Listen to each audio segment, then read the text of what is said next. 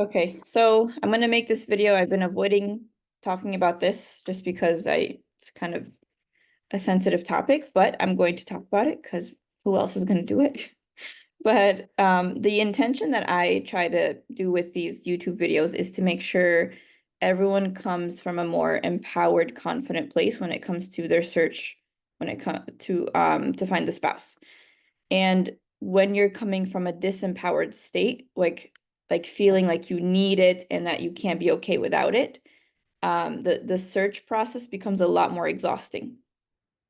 And so what I've been talking about mostly in my videos is how to be emotionally fulfilled by yourself before, so that you don't need a spouse right now. It's like you don't need it. It's like you want it, but you don't need it. And one question I often get, a little too often recently, is like, yeah, that's nice, that emotionally fulfillment is nice, but like, what about the physical need? What about my physical needs? Like I have sexual urges, I have this need to be, fulfilled physically. And that's how is that going to go? Because I just can't, right? I just can't do it. So I want to touch on this topic in different angles, different perspectives, so that you can think about this in a way that serves you more. And I want you to really stay with me because sometimes it's going to be a little, our brains can tend to resist things that are different. So here's the thing. As soon as we say the word, I have physical needs, the word need makes the brain feel like I cannot be okay until I get it. Like this is a need. If I don't get it, it's a problem. And so what happens on a mental level is like, I don't have this need. This is a problem. I am deprived, and therefore I cannot be okay.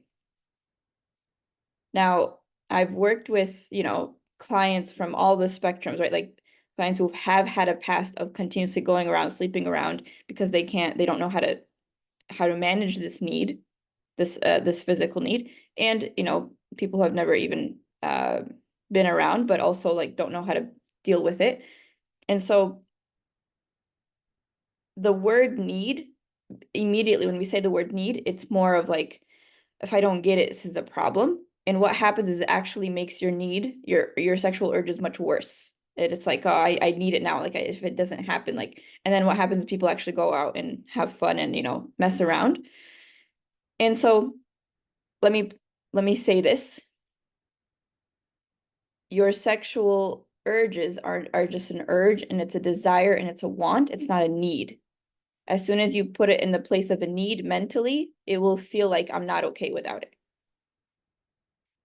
And so a couple things I want to mention, and I'm just talking based off of experience of what I've seen and also like, anyways, the clients that I've worked with that tend to be more on the like go and sleep around before marriage kind of thing. The reason they do that and they can't handle the sexual urges is because sometimes their life is not as fulfilling as they would like it to be.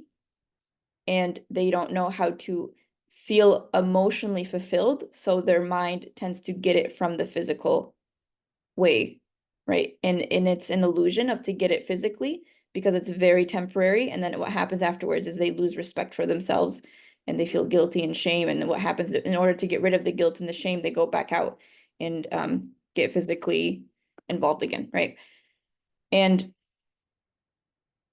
when it comes to, let's say you're not someone who does that, but right now you are feeling it, like you feel a really extreme urges and you don't know what to do with it, I would definitely check the way you talk to yourself, the way you think, the way you act, all of that. If you don't have a fulfilling life and you have nothing to do, like the sexual urges will feel really strong because there's what else is there to do with your life? However, when you're filling your life with very fulfilling, pleasurable things, and notice the word I used, pleasurable things like fun, exciting, you love your life, things are pleasurable, like you're channeling all of that energy into activities that you actually enjoy. And I'm talking specifically for women and for men. When you don't have activities in your life or hobbies or things that you don't enjoy or bring you pleasure, all of that is going to be bottled up into like a sexual urge that needs to be fulfilled like immediately. So my point, what I'm trying to say is if you don't have ways to channel your pleasure and the creativity and all of that, it's going to feel bottled up and you're going to feel sexually frustrated. Okay. So that's kind of part one of what I wanted to say. Part two, if you're someone who is struggling with this, like struggling as in like you tend to fall for lust very easily and you tend to go out and, sleep around or whatever, however it looks for you, and you're tired of it and you're tired of the feeling stuck in the guilt and the shame of it. There is obviously, and you do your own research. I'm not here to give any thoughts or anything, but like it is so much better to just sit and at home and take care of yourself, masturbating to in order to not go do that other stuff. If you're on that level, right? If you're on a level where you just cannot handle it anymore. And there are fatwas out there are shuyukh talking about it. It's not my level, not my thing to talk about. But obviously and also I would highly recommend there's a Muslim sex therapist. Her name is Amirah Zaky, that if you follow her, she talks a lot about how to she also has a course about how to receive pleasure even when you're single so that you feel more fulfilled. And to give you a summary, it is living a life where you actually write out and plan out your life in a way that feels pleasurable to you so that you're not fully just focused on like, why am I not getting, um, physically pleasured right now? And I'm talking about both genders.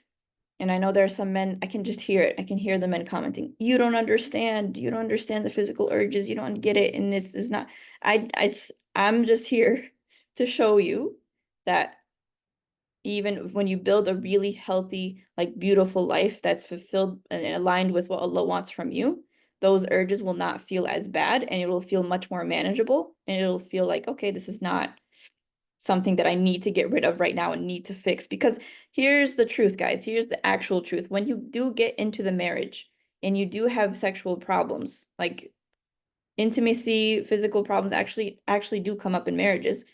Do you just give up on the marriage and go find someone else right away? No, you need to have like discipline. You need to have understand what do I do with these urges? How can I release it in ways that, feel good to me, or, in an Islamic way that feels more aligned with what I follow, all these things, right? So talk to your sheikh if you're struggling with that and he'll give you a fatwa of some sort, but I don't know what I just said. My point here, I'm not trying to get in trouble with anyone, but all I'm saying is if you really focus on having a fulfilling life, like when when you really think about it, when you're in the flow and the grind of doing something really fun to you, you're not thinking about your sexual urges. So, and even if you do have them and it's I'm talking about the people who feel like it's just unmanageable and they cannot handle it. And if you really cannot handle it, then take care of yourself and then figure it out. And then, it's not all I'm trying to say is if you keep saying, I need this, like, this is why I need to get married now so I can get rid of this urge, that was like the worst way to go about marriage. And so, not saying it's a problem. Anyway, I'm gonna end this because this is an uncomfortable video to make. Because I just if I get any disrespectful comments in the comment section, you are blocked. So just have to put that out there. All right, that's it for today. Assalamu alaikum.